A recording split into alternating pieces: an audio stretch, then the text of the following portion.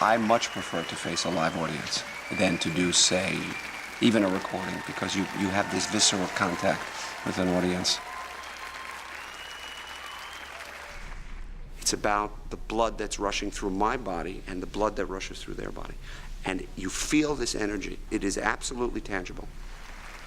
That's what I love to do the most, is to be in front of people, to affect them, see where that moves and where it goes. It's kind of like a, you know, one of those things, they have the thing, the ocean that's in a little bottle, that plastic thing, and it moves and it goes in different gyrations. That's the energy that you feel, well, I feel, when I face an audience. And there's nothing like that, because some nights you fight against the waves, which are not happening. They're happening, it's more flat. And then there are nights that you feel such an extraordinary energy.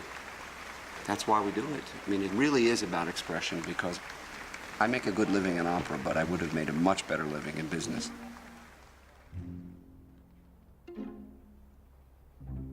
Neil Shikov, why he's special for me is he makes music always from here. But I'm free, spontaneous.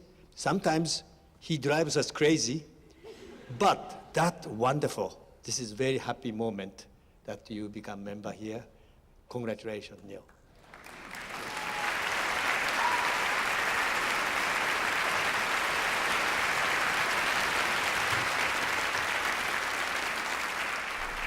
My career is filled with nervosity. I am a performer that utilizes my nerves in order to reach you. That for me is a tremendous risk. Ultimately is where the excitement comes from the character. If I go into it abandoned, totally really abandoned, think of what it feels like for the audience. They're watching a character who's not protecting.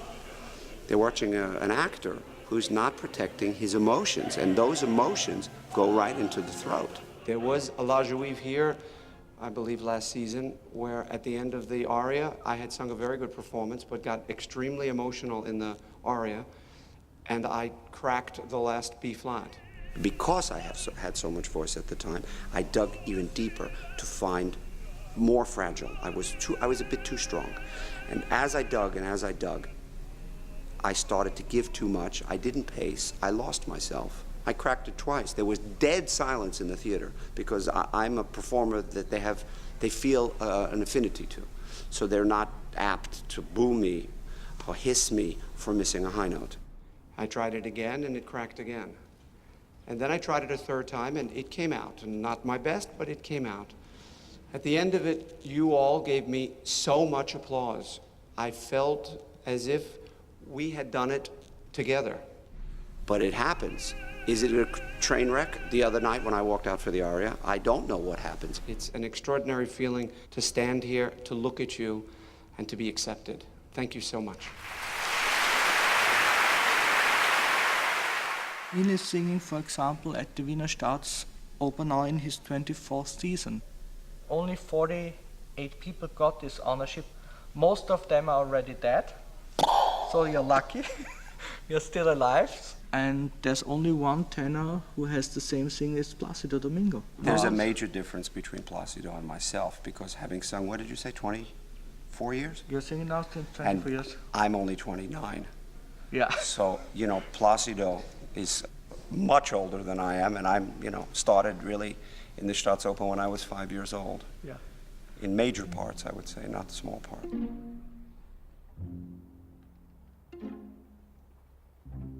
The thing about La Juive, which again I've said many times, is that it is probably for me the most contemporary opera politically, because it speaks about fanaticism and about that word, intolerance. Scribe, who wrote the libretto, was a genius, and the things that he says are for all of us to learn. La Juive is an opera written by Fromental Halevi. Throughout the 19th and early part of the 20th century, it was tremendously successful worldwide. In Paris alone, the opera was performed more than 500 times, and the role of Eleazar became Enrico Caruso's favorite role. In 1936, however, the opera was banned by the Nazis in Germany and soon disappeared from the world stage altogether. La Juive was not performed in its entirety until the Vienna Staatsoper staged a new production in the fall of 1999. But nobody in the world brought this opera back since the 1930s. It stopped in Europe, it stopped in America. Only Mr. Hollander brought this piece back on an international stage. Now, all the other houses start to come in. He's the person who did that, it's clear. I don't like these stories with forbidden music. I should forbid something. Forbidden music, the Nazis did it.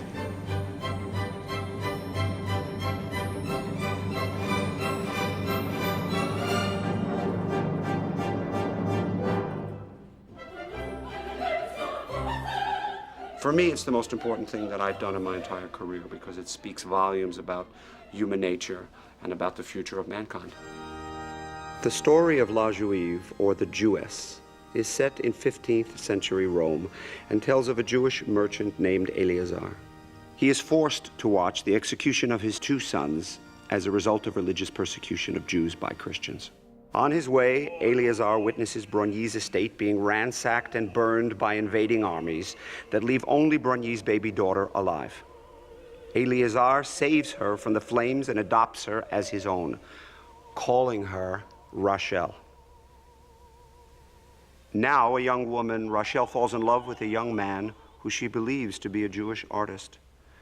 However, when it turns out that the young man is not only a married prince, but also Christian, the prince, Rachel, and Eleazar all face the death penalty for breaking the religious laws of the time that strictly prohibited interracial relationships.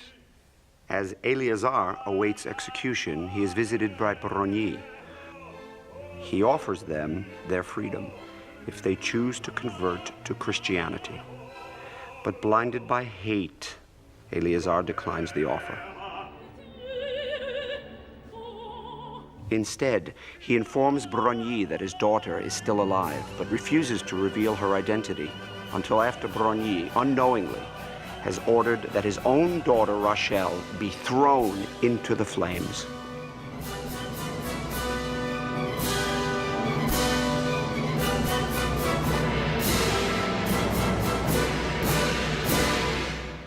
It's a very profound piece and very contemporary right now.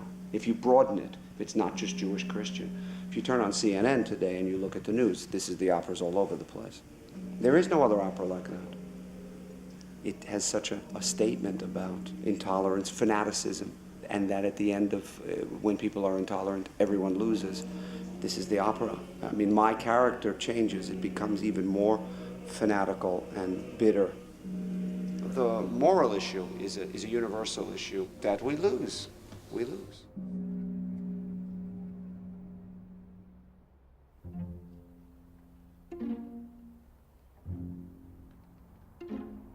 The opportunity is that there's a movie of a movie.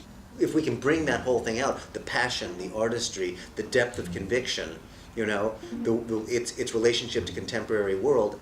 I want it to feel like we're at the opera, so that's what we're going to tell them. It's 1849? Oh, this is fabulous almost space. demolished it. I wonder if my father sang in this synagogue. Because my father was a very famous cantor. In the 40s? Sure, he was born in 1920. So definitely. At 20 years old, he was already very famous.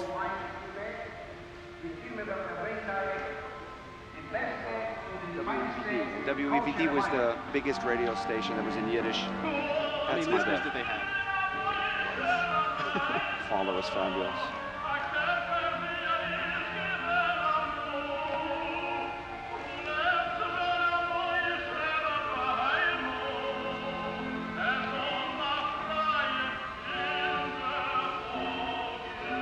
I know my father was better than I am. It's okay. That's not true.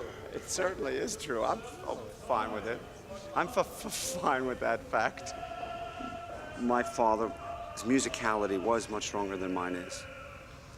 And I mean, he could sit at the piano and play everything. But I do have things he didn't have. First of all, I had my mother, who really was a stage mother, who said, "You're going to make it." And when my father, the first 2 times he worked with me, he said, "You'll have a better high voice than I do." And that I do. And better high notes than he had. How could it not be great in here? It's all wood. It's fantastic. So Get you guys, some you're not mini going to tell me diffusion up anything here? while we're in the space? But give me just a, come on, a sketch. No. We'll tell you later. These guys unfold. We're cooking it up. We'll do it the right way. Cooking it up right now. Alcohol. 24/7. Listen, I have a statement to make. Well, he doesn't know about the studio, so I have to work on that. Convince him to do the studio. This particular performer is a real acting performer. Somebody else probably want to do the whole thing in a studio. This person does not. We gotta have one studio sing. We have to. It's just They're the gonna way be. They're gonna be. technology works. Different. This is where he thrives. He's like a real actor. Who he really wants to be. I want to be Tony Soprano. I know that he is committed to be live, so I'm trying to move with that. You are never. Here's my ever statement. alone. I'm not major lip-syncing priority. this piece. Okay. And also a full day or a day and a half of lip syncing with sets and actors the whole day. And costumes. We're okay with that? No lip syncing. Let's see how we put it together. It doesn't mean no lip syncing. We'll sing the major parts of it, but if we're doing lots of takes in different places, blah blah blah blah blah, then you're going to want to mark it. If I don't move into February with a really beautiful movie of this one aria, Yeah, but that's then we're yeah, but that's what world it. history. It's over for me.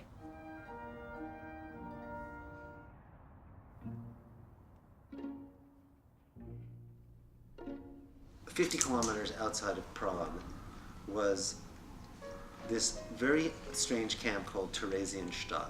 There are two worlds that are set up. What's happening behind the scenes and what's happening in front of the audience. You see this cantor who is now in Theresienstadt, who is you.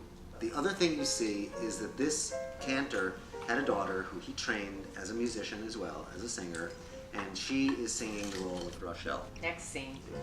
The commandant of the company is allowing, even though it's been banned, a performance of La Juive to take place with Jewish musicians and Jewish set designers. And say that. You see the orchestra coming in, the orchestra's Jewish orchestra and stuff like that. You see them It doesn't moving seem like it's contemporary, this idea to me. I'm sorry to say that. Next scene. People are pushed around and manipulated and dragged downstairs like you are. You're dragging on, going down the stairs as the commandant is going up the stairs. And Why can't we broaden this out and include a lot of they did. Go on with the scenes. Go on with the scenes. The next thing is that Scene after scene, right through. Let's The just only go. contemporary piece today that I feel exists is La Juive, that can include all the conflicts all over the world. And you're taking it and making it very specific. But you're an actor. You're telling Do us something new. If you want to use this, Don't tie it into the fact that it's a Jew. I didn't say that. I'm not asking anybody. I'm not asking anybody to take it not Jewish. Who cares that this happened when you got today in Tel Aviv a bus that was another explosion today. Today, right? Measures of the Let me art. explain something. There are 20 other Palestines happening right this very minute. There's Eritrea, there's this one, there's that one, but nobody gives a shit about any of them. Because Well, wouldn't it be better for us to point them out and be less specific about a Jewish issue? But wouldn't it be better to take? But it's not the piece. Don't make the whole thing a Nazi German. How many times are you going to knock the Germans on their ass? Listen, I'm the person who's doing it all over the fucking world right now, and when you talk about the politics of it, it's about intolerance and about fanaticism, and not everybody suffers. I'm a Jew who does a Jewish piece. The last thing the audience needs in interviews is for me to lecture them on what everybody has done to the Jews. I'm not the person to do that in this piece. That's not why I do the piece. There's another route to this. If you want, and you we could got to speak- explore another route that makes people think that maybe there's another avenue to peace. What we could do, we could. The point of this opera is that there is another avenue to peace. I think your idea is not a bad idea. I don't like it in this setting. How's that? Sorry.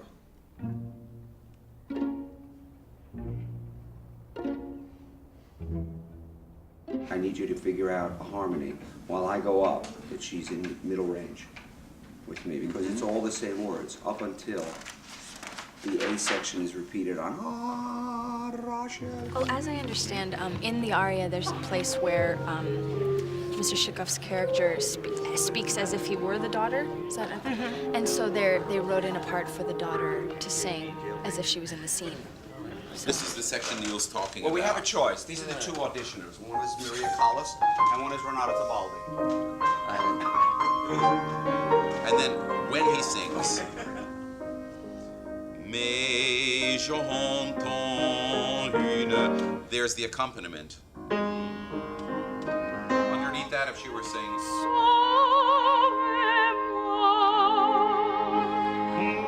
Just keep her low and you go up the L to the B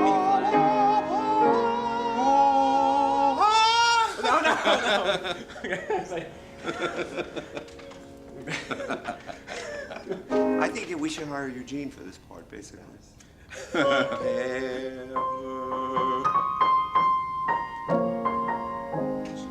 Oh, mon père,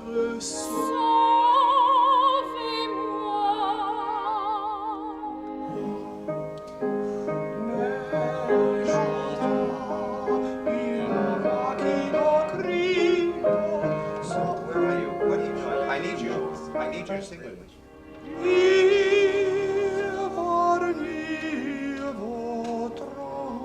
And very, very slow in here.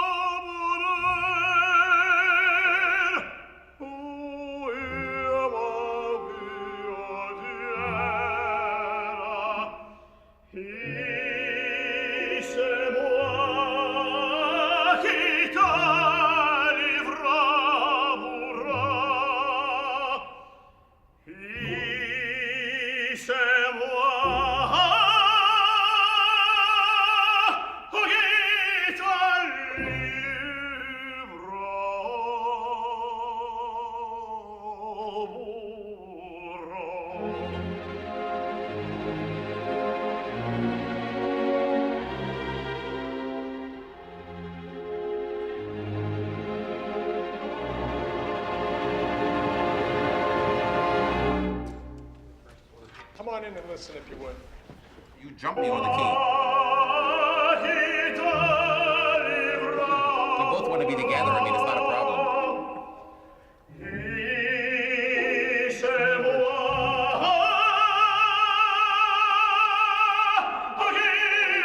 You're ahead of me.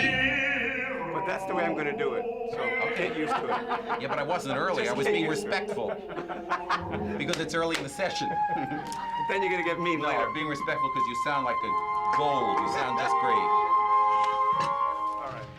Stand by, please. Take 16.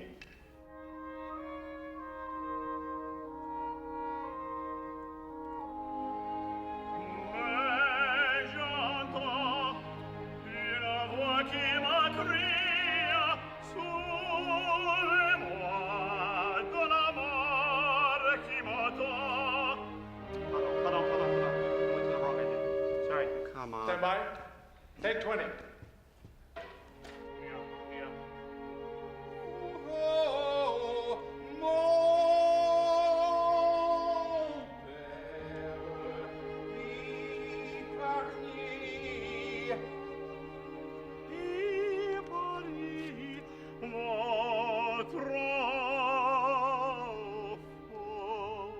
I think you sound really great, Neil. You're so free with your feelings and your emotions, and you're comfortable with yourself, and it comes out. On stage.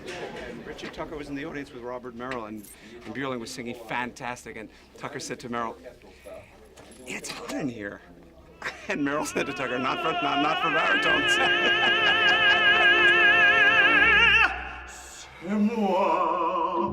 It sounds like really? Yeah.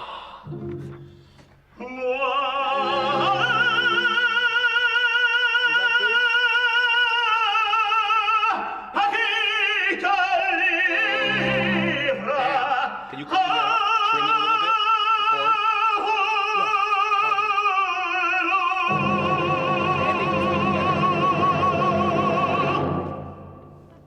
Sometimes I'm good. You want to try a version of it now that you heard me?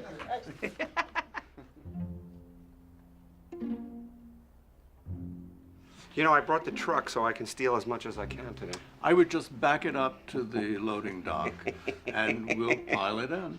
Now, this costume next year will be in the case upstairs when your production opens. Really? Because, after all, it's the 100th anniversary of Caruso's debut. Wow, I didn't even know that. And this costume is the one that's in all the pictures with the sort of steel buttons. And it's very clear that this was a man who was really one of the first naturalistic actors on stage. He had a real connection to this part with the text and with the music and the sound. You hear it in his rendition of the aria. It's also, I think, the last recording he made. All those great tenors really wanted to do this part and did this part, sang this part. It meant a great deal to them. It opened his last season. What was the date? November 15, 1920. It was really his last performance? Oh, yes. 4 years, and here's Martinelli doing it. The last person to sing Juive here. So then his last performance is 36. That's where it stops. So the gap is, 36 from 2003. That's an enormous gap. It's a new opera to everybody who sees it. I just feel like hugging the costume and getting all the vibes. And then, you know, singing like Caruso a little bit, just a tiny bit like he could do. It's really like that from this guy. I think I was dyeing my hair right after my bar mitzvah. Well, honey, I was the blonde until June. Chucky, I thought if I could look like this picture of your dog. It's really? kind of No problem, we can do anything. The gray look. I thought it might work. Because he's wearing a kind of a red yarmulke there. Woody Allen of opera sits in front of you. Yes, you are hot. Thank you, darling. I could use a little encouragement right now. What I do for art. That's all I have to say. What I do for art. Hair looks sensational. We shouldn't do a thing to it. No? No. Good. Didn't that turn out great, Dom? The hair. I think it looks fabulous. So we're not doing anything here. This is nothing. Perfect. Great. She has a photo that's so extraordinary. It's exactly like that. Really? Yeah, she found an old photograph. It does look like Neil. Oh, it's so good. Yeah. How far do you want this all the way out? Just with the other jacket. The other capote. Okay. So this is one. Turn around. Let me see. I think, Neil, it's stronger. I never saw the word schlamazel written out before. You know what it means? No. A schlemiel drops his piece of bread on the ground the minute he gets it in his hand. A schlemazel drops it with the butter side down. I got it. Fabulous. See? This language is, So, I Donna, love explain to this me language. No, she's not. You finished? That's it? Sydney and I are going to do a run through of the original staging that we did, just to recall it and to make some changes, and so that I don't waste so much time when we film it. Now, I understand from Sydney that when we film it, he's going to take it apart. He may work backwards and do 4 measures at a time, and it's because of the camera angles. Okay. If you play the approach beat correctly, we've got more than enough.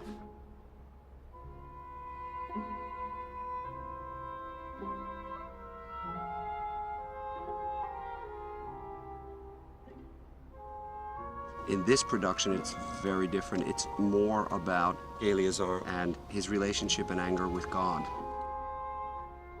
and his relationship to his daughter.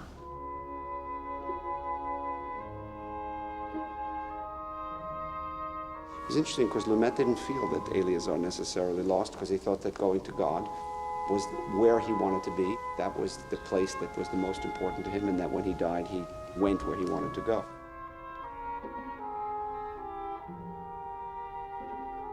My problem with that was that I asked Mr. Lumet what was the difference between that and a 14-year-old suicide bomber. And he said that the difference in his mind was that the suicide bombers indiscriminately murder people.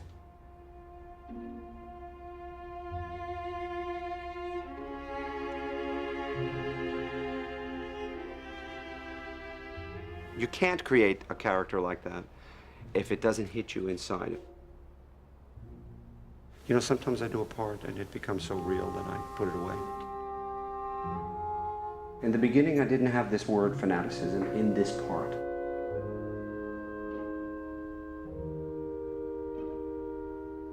I certainly believe in God, but I believe in God as a universal God. I don't believe that either the Jews or the Christians or Islam have the only avenue to their particular God. I think it's a God over humanity.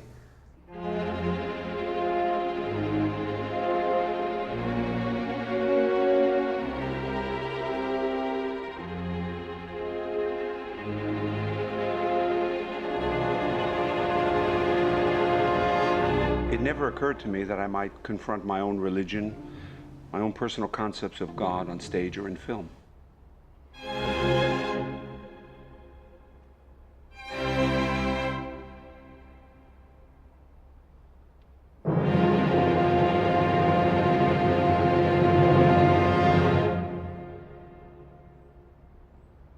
So as I get more information and more collaboration with directors, it starts to affect me very much, in many personal ways.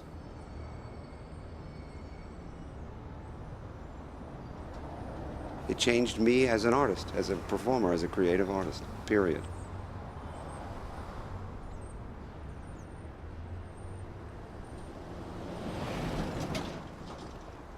Eleazar will be different in Vienna. I'll play the character differently. There's no question I live the part. I become really the character. I have been very, very paranoid, which is what Eleazar is. I'm extremely edgy, and I have imposed upon myself all of his emotions.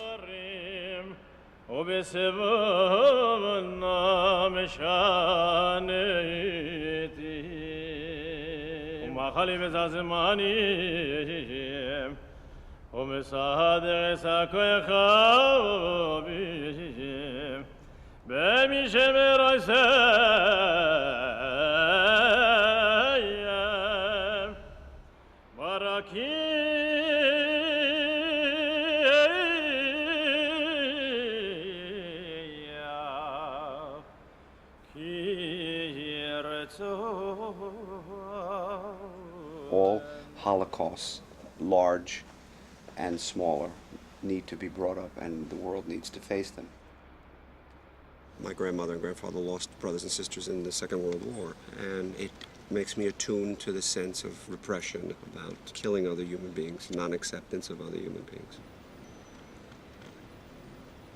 I visualize the liberation of the people who were in the camps and how they came out of the camps and how they looked and the blank looks on their face and the lost feelings they had, and I put that into Act 5, and I don't think anybody reads it except that they read a very strong, vacant emotion of emptiness, of disorientation.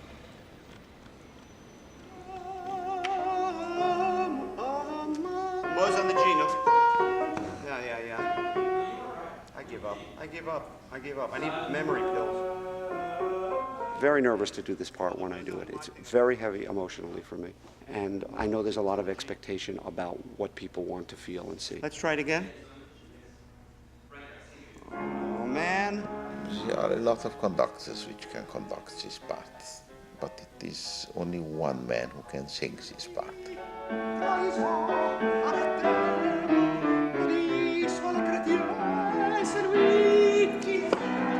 Everybody is singing the notes, but Chekhov is singing what is behind the notes and what is between the notes. Call ciel what? Call ciel en courroux. Rewriting what the great composer wrote. C'est Dieu. And Alexander, let's set up for the aria. There's no question that the fourth act aria, which is reminiscent of a Holocaust scene, was totally Günter Kramer's idea. So much so that he didn't give it to me until late in the rehearsal period. He didn't want to confront it with me. Mon éternel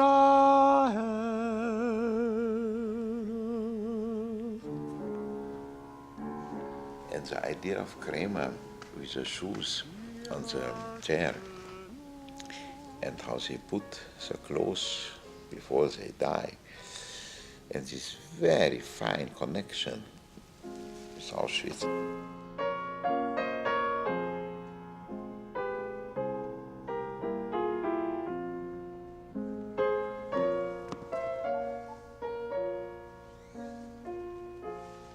How he did it, and not everybody can do it, you know. And sitting on this chair, so as he sits on the chair, only from a little part, and opening the shoes and so on. My dear.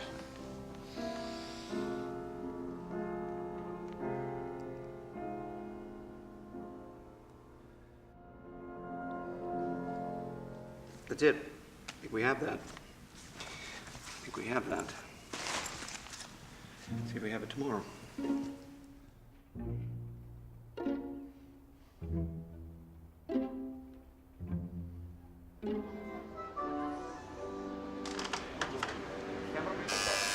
Doctor?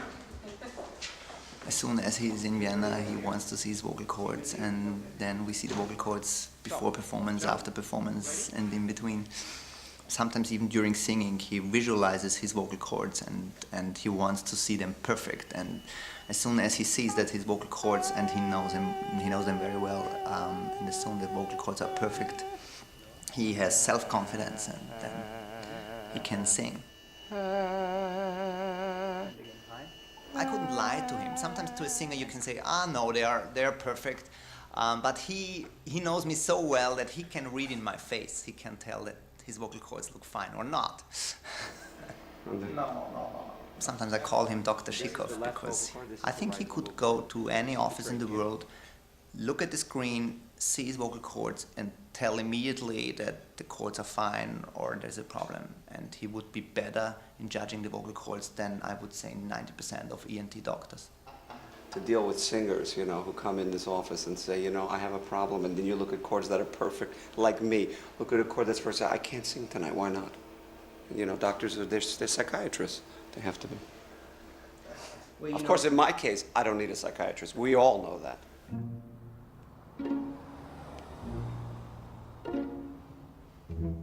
I'm late for everything but performances.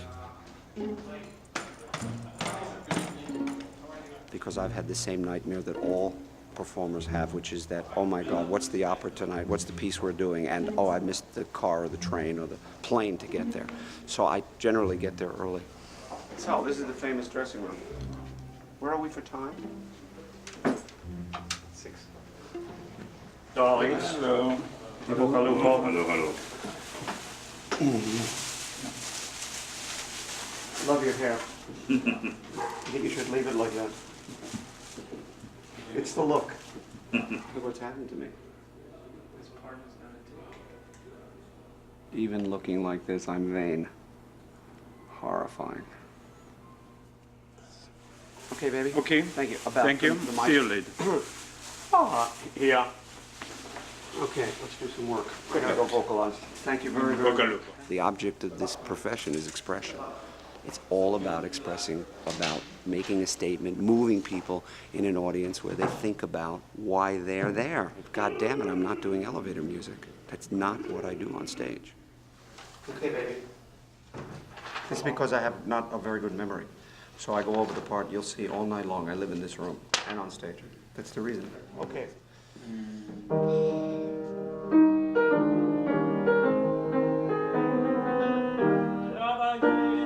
This is La Juive. Et pourquoi pas, ne suis-je pas Son ministre et son prêtre pour nous persécuter la rigueur et la vengeance leur font If I go out and I'm extremely stressed, my memory slips, it blanks. And that's why I work with the pianist, to reinforce the words so that the likelihood of forgetting is less.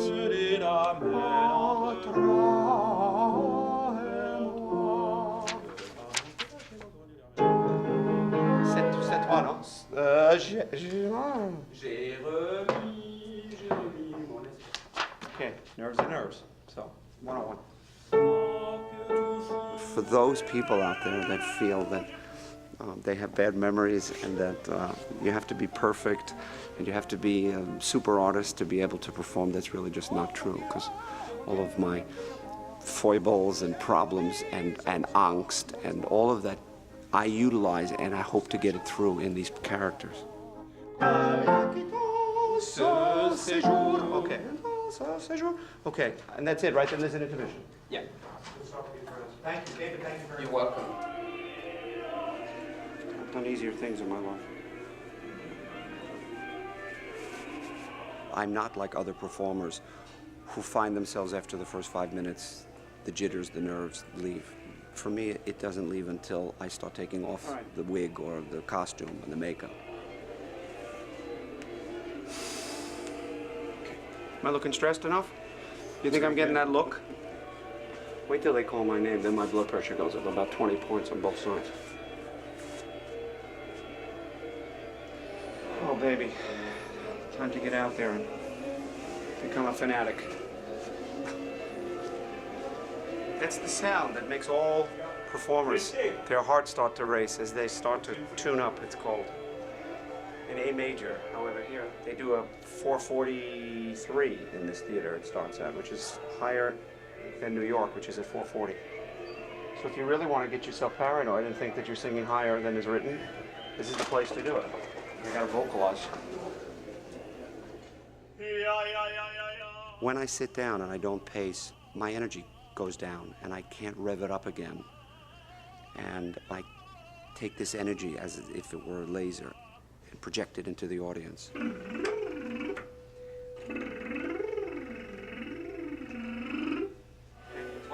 Let's go.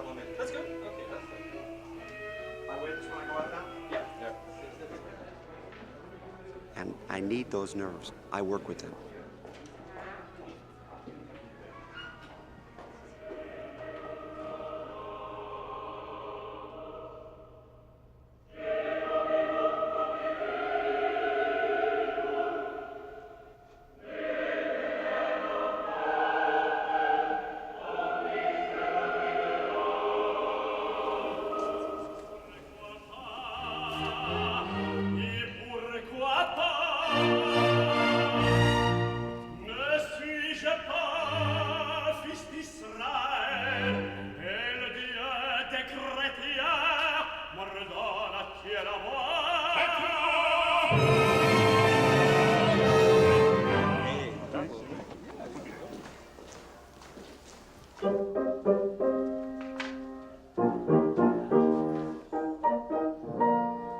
See you in the second intermission. Thank you. That's right. Que peut-être one. Que peut-être autrefois. Like I've never sung this before, right?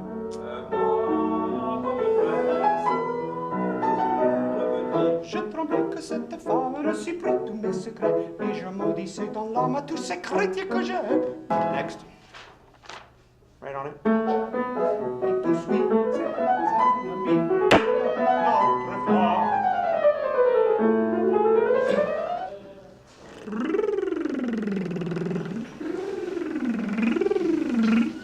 David, thank you very much. I need my father to do this, but he's not really here right now to do this for me. Here. Let's go. Yes, Alexander, I'm going. I promise I'm going. If you were as scared of this scene as I am, you wouldn't be happy to go out there either. Yeah.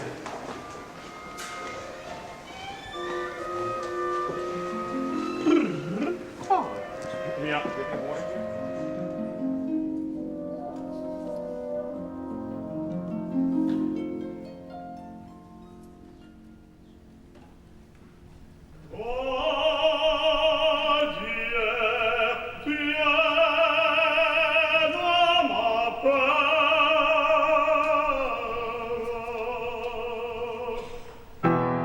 Et toi que j'accueillis, toi qui m'en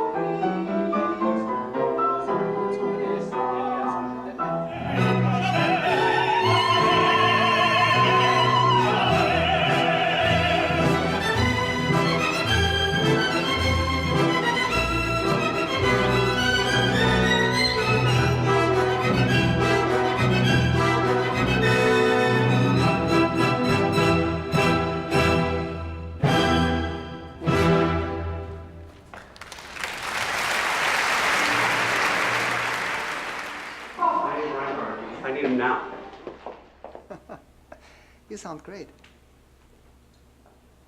Yeah. Yeah.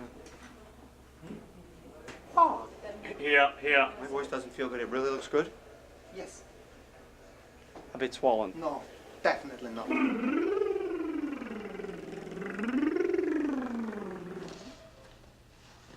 All right, let's go. We'll go from full D.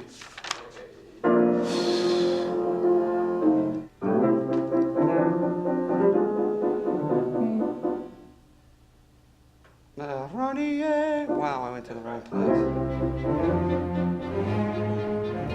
Ronnie, la foi dans ma père. Ronnie, la foi dans mes pères. Non, jamais, plutôt mourir. Non, jamais. Okay, right before it. It's a fa, eight a fa. Come on already. Eight a. Tell the guy out there I broke my thing. Oh, come on, come on. Mais bientôt montre pas. Quanto cassi di froid, il m'a s'écrit, va mourir avec moi. What? Va mourir, crève, va mourir avec moi. I'm tired, man. Whoa. Moi. Well, once on stage, it's gonna. Where are we?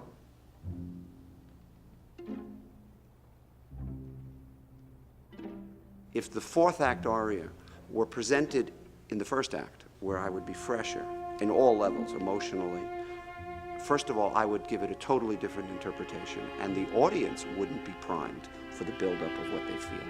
So it's not only my evolution and development, it's the audience who has come with me.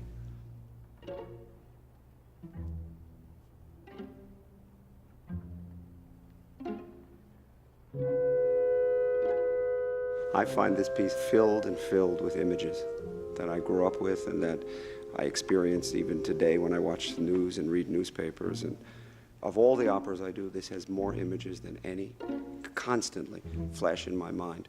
Movements that relate to events that have happened recently or in the past.